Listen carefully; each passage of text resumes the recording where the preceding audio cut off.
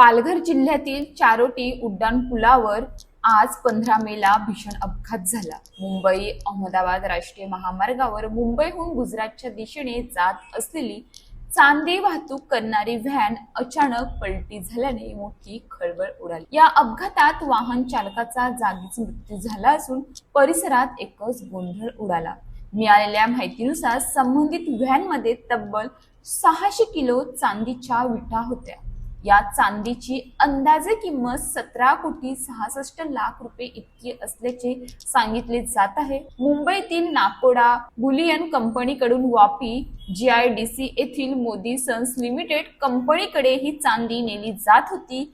अपघाताची माहिती मिळताच कासा पोलीस तत्काळ घटनास्थळी दाखल झाले। पोलिसांनी परिसराची सुरक्षा वाढवत चांदी सुरक्षित ताब्यात घेतली आहे। तसेच महामार्गावरील वाहतूक काही काळ विस्कळीत झाली होती। प्राथमिक माहितीनुसार भरधाव वेग, चालकाचे वाहनावरील नियंत्रण सुटणे किंवा तांत्रिक बिघाड यापैकी एखाद्या कारणामुळे हा अपघात झाला असावा असा अंदाज व्यक्त केला जात आहे। पोलिसांकडून पुढील तपास सुरू असून अपघाताचे नेमके कारण शोधले जात आहे।